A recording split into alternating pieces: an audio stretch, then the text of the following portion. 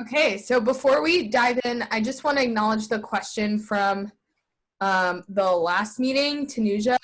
I think that's you, your TP, right? Yeah. Yeah. You want to talk through that?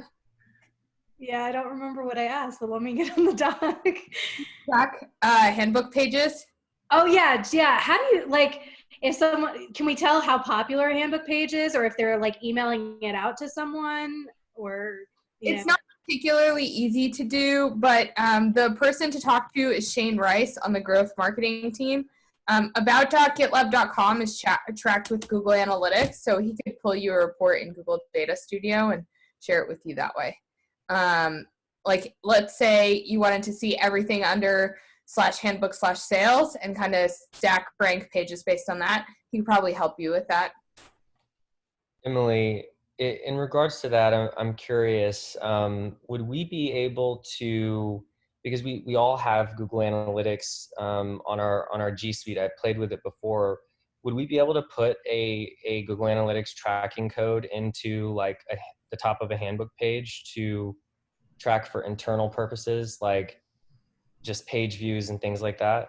Well, we already track, we already have Google Analytics on the handbook because it's about.gitlab.com. So it's just a matter of building the analysis of what we already track. Does that make sense? Yeah, but you know when you get to YouTube and you're like, I don't want to watch that one that's been watched 28 times. I'll take the 10 million one, please. Yeah. That's what we're asking for. Yeah, you can ping Shane Rice and get that. The other option is the data team, I'm pretty sure, has Snowplow on the marketing site. They could also pull it for you, but Shane's data is going to be a little bit more accurate. The big caveat here, big asterisk on this data is that the general stat that's used in kind of analytics and page views and web analytics in general is that 20% of the population uses ad blocking that stops this tracking. So when you look at this data, you want to assume like a 20% lift on whatever you're saying. For GitLab, given our existing audience and that the team members tend to skew technical, it's probably even higher than that. So what is easy to draw conclusions from is like which pages are most seen. Like when you stack rank them, that'll still be true. But in terms of like how many people actually saw this page, that's less. This might be a question for Shane, but would we be able to differentiate between which internal people are viewing the page versus external? Nope.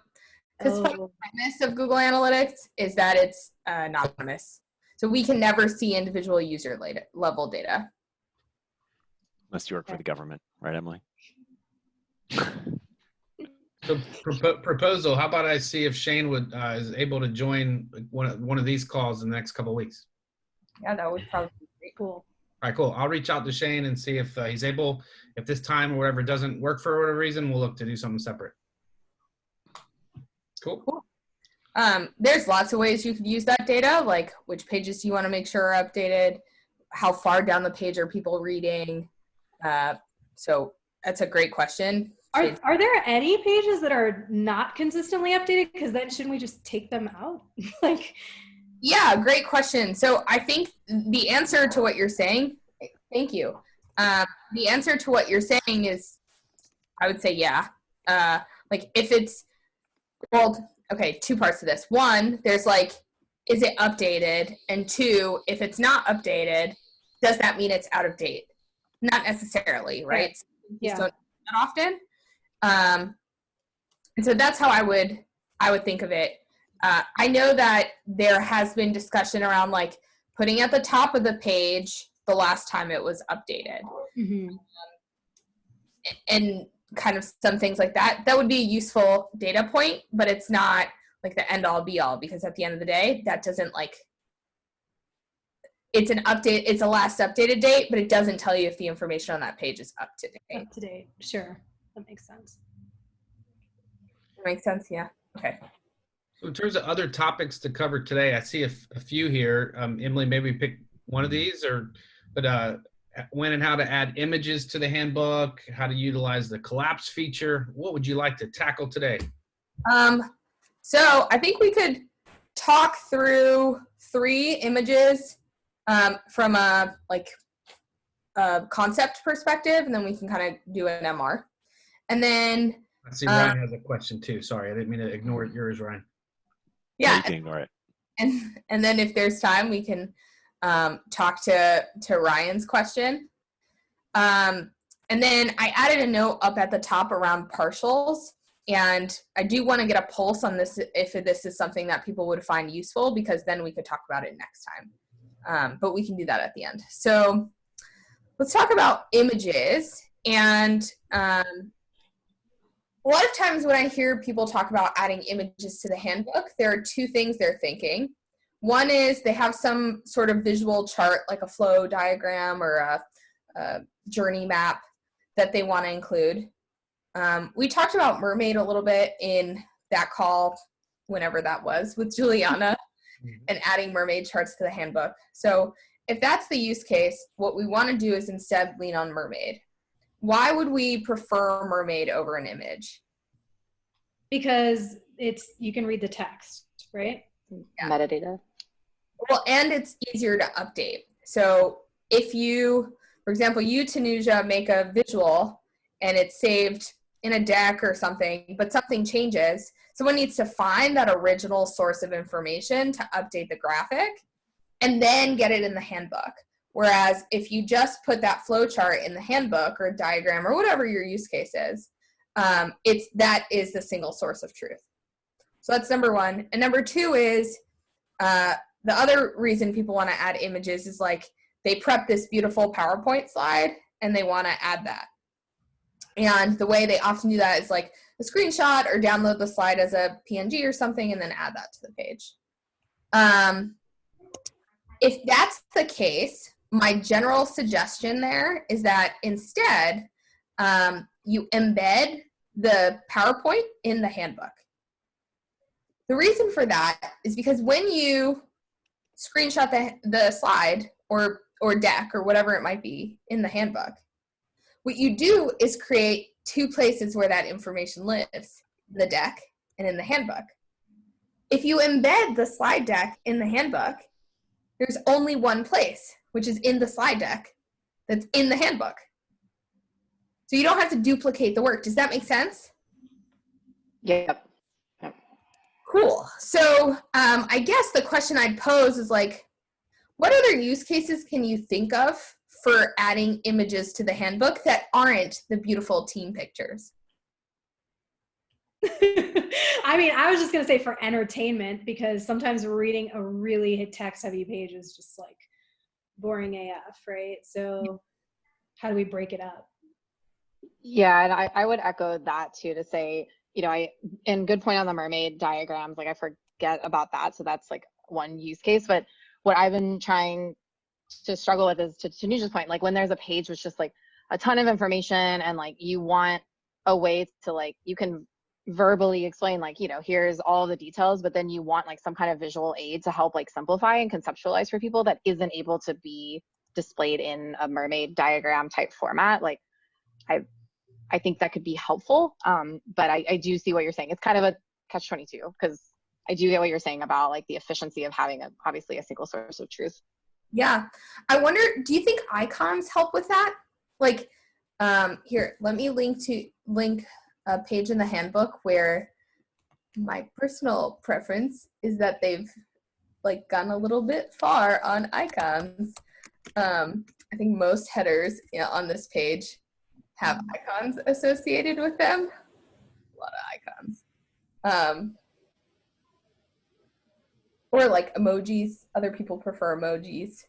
Do you think that helps with that at all, Monica? Or not enough, which is valid. I mean, it does. Yeah, I think it helps with but in a different way. Like, I think it helps make it a little bit more like friendly to the eye, right? By like breaking it up. But when you talk about like having a visual aid to like help summarize, you know what I mean? Like information, like a large amount of information or like text information that's below, I don't know if it necessarily solves that. Yeah, so that makes sense to me. I think I can think of a couple examples where we have like a on some of the pages in the all remote handbook, we talk about how you formalize informal communication. The marketing team did a talent show, in case any of you may or may not have heard. Like Todd wore a suit and tie. Apparently there was like miming. I don't know the details of it, but they have an actual picture of it in the handbook. That's the kind of thing where you do want to put a picture. Like that's the only way to capture that. So there's definitely a time and place. I think it's best to think about it as like if you run through a checklist of like, do we now duplicate information by adding this image? And do we create the potential for the original source of this to get lost if we do duplicate the information? And if you run through that and you're like, no, this image is the source of information, or it's worth having this so that this content's more consumable, that's great. I think I also want to maybe talk about, Emily, like what if we have everything written out and that is the way that we communicate, but a person doesn't just learn by reading. They're going to learn by like a visual and reading and maybe a video. Like, I mean, so there's like different ways learners learn, right? So like, how do we? Definitely. I think, so like that's where embedding into the handbook, like just, it is easiest to add text to the handbook, right? But all these other forms of communication, we also want to make sure they're also making their way into the handbook. So if that's embedding a video or linking to a YouTube video, if it's private, adding a diagram to walk people through, like I was reading a section of the handbook this morning that didn't make any sense to me at all until I saw the mermaid diagram below. And it was like, oh, okay, like now that I've seen where this flow chart is going, I can go back and reread things and they make sense. And I'm like a reader first. And so I think the way I've seen it handled well, and we as a company don't do this great across the board, is presenting the same information in multiple mediums through the handbook. Now there's a lot of like risky parts of that. An example I can think of, the team that like the team in the people group that maintains the job families page, they went step by step and created a video that walked people through like, here's exactly what you need to do. Then they did the same thing. They created a PowerPoint slide so that people could like watch the video and then follow the PowerPoint slide step by step by step. And then the process changed and like the video and the PowerPoint slide became outdated. Mm-hmm. That's one of the prices you pay though, but I think it's still more effective to have those multiple mediums of communication and then just make clear, but the text in the handbook is the most up to date, so make sure you're not missing any steps. Yep. Yeah, that makes sense. So just in kind of like we talked, like using it, like the text remains the single source of truth, but more using any kind of visual as just that, like a visual aid. And like, would it help? Would you see it helping like as a best practice? Would it always be best? So say we do build some kind of diagram that you're not able to build in a mermaid chart, right? And we want to link to it. Like, would it be a best practice to like put in parentheses and say like, hey, here's the source, like here's the Google Draw document or something?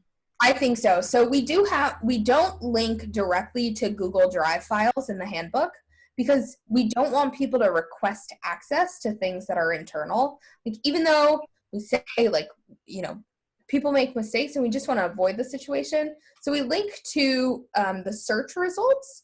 So the way to do that, if you just pull up Google Drive and let's say there was an AMA today with Sid, right? If this doc were in the Google Drive, you would search AMA Sid Sabrandi and link to the search results, not to the actual doc. But I think you're spot on, Monica, that when you say add that piece of information, that visual, you want to also accompany it to like, and here's where the single source of truth for this lives. Okay. So where is the comfort level in actually adding an image to the handbook right now? Like in the middle of a page? Low. Low. Okay, you want to do that now? You betcha. Okay, so I'm going, we don't have to actually merge this MR, but everyone smile because I'm going to take a picture. Okay, I'm going to embed this picture into the handbook. Give me 1 second. Okay, I'm going to share my screen. Let's do this thing. Okay, so here we are with this page in the handbook. We're going to add this image to the bottom. We're going to scroll to the bottom, hit Web IDE. This is still my preferred preference, though the static site editors team's doing lots of cool things to make it easier to update the handbook. So this might get better or different workflows. You'll also notice I have dark mode enabled on the Web IDE. This is a setting that I have in my user account, but don't let it throw you. For most people, I imagine this probably looks white. And so we're going to add a new thing of adding a video. Or no, adding an image. So the first thing we want to do here, let's go ahead and commit the MR. Add image section to the handbook. It's because we're going to touch multiple files in this MR, so I like to create the MR early just so it's easier to come back to in case you end up losing yourself. So let's go GitLab.com. Assign this to me so I don't lose it. Great. Now the MR exists. We'll go back to the Web IDE. And the next thing we want to do is actually upload the picture. So I'm going to stop sharing for a second just so I can find where I saved the picture.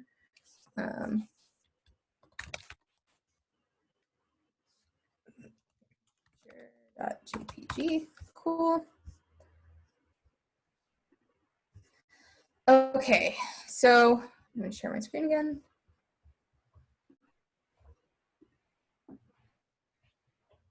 Cancel. Share.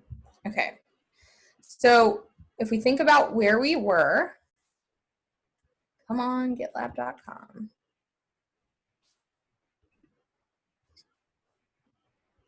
Nope. So source, handbook, and then I think this page is called Practical Handbook Edits. There we go. And what we want to do is upload a file to this folder. So we're going to update this picture that I called picture. Great. Now we've added the file to the folder. You can see it listed right there. And I think Ryan looks the best in that picture. Not me, it's somebody else.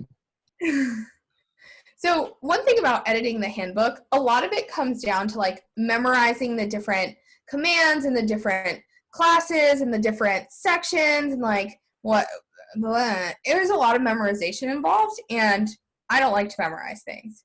But I like to remember where things are in the handbook that I can reference. So I know that there are a couple images, not that link. I know that there are a couple images on the SciSense page in the handbook.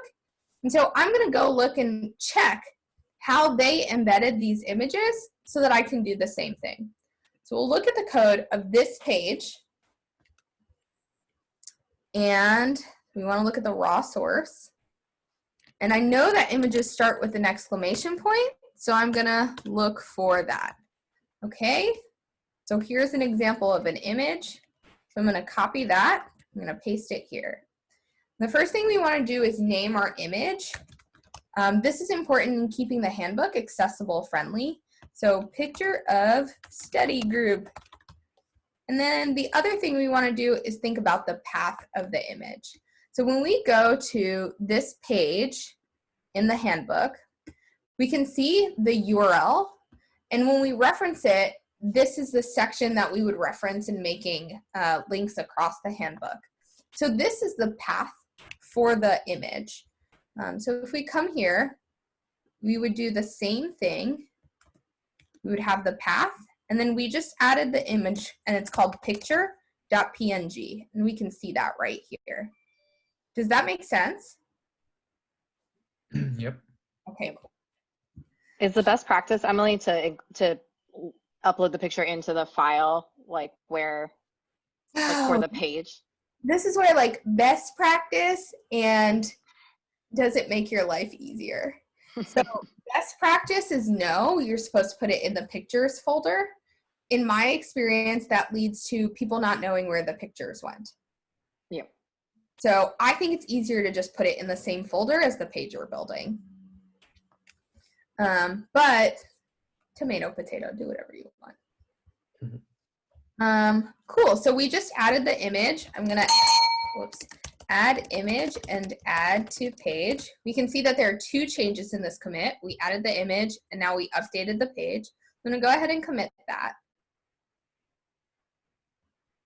And presto changeo magic.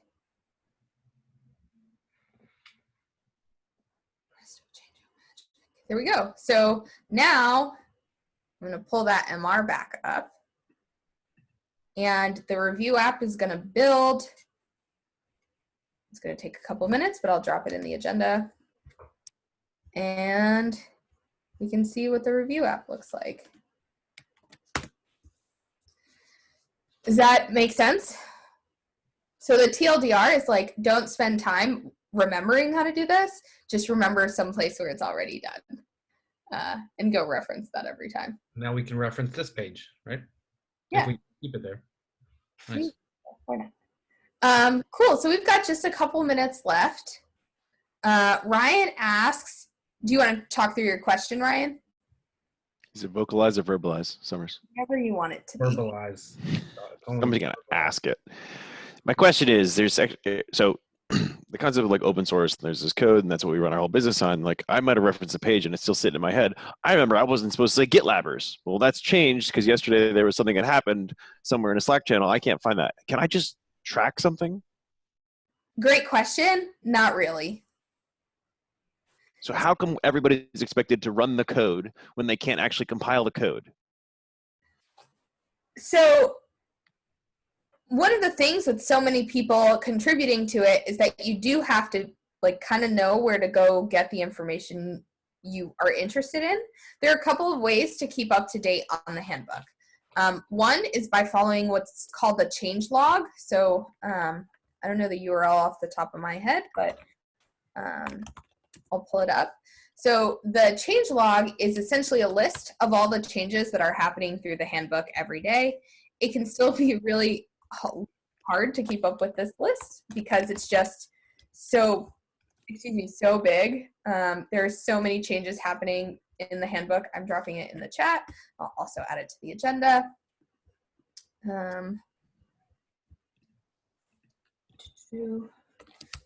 Change log.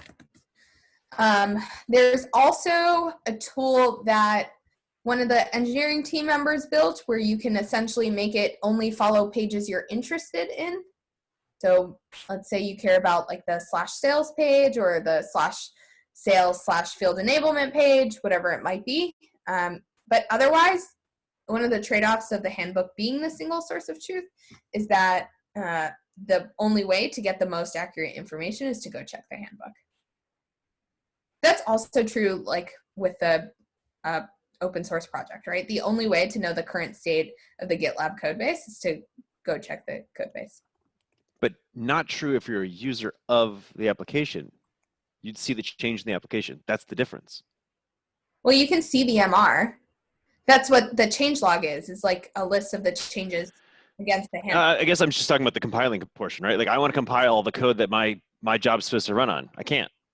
I gotta go read the handbook. It's not compilable. There is some RSS feed functionality that like you could follow the RSS feed for a given page. Now you're talking. I'm not sure if that's been released or it's just an issue, so I'll have to double check and I can bring that to the next chat. That would be cool.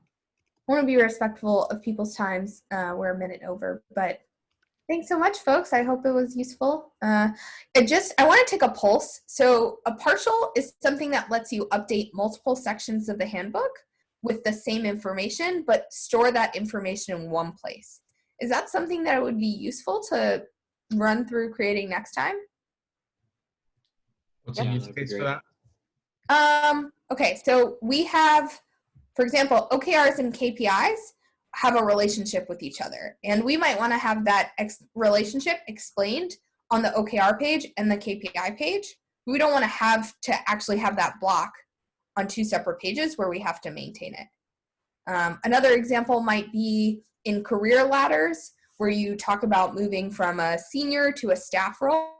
Some of the requirements of a senior role might be repeated in a staff role, but you don't want to say, not all of them might be, so you don't want to do like the everything above but you want to like pick and choose a block of text that you essentially repeat in multiple places. Is that something? When you need to update it, you update one place, not multiple places. Exactly. I can't think of any use cases, but I'm not against just understanding how to do it for if and when we get there, and just plus for the benefit of the broader community that may come upon the practical handbooks page. Okay, so we'll do that next week, or I think 2 weeks. I think I changed this meeting to be every other week. So have a great Thursday, folks. Thanks, Emily. See ya. Thanks, everybody. Thank you.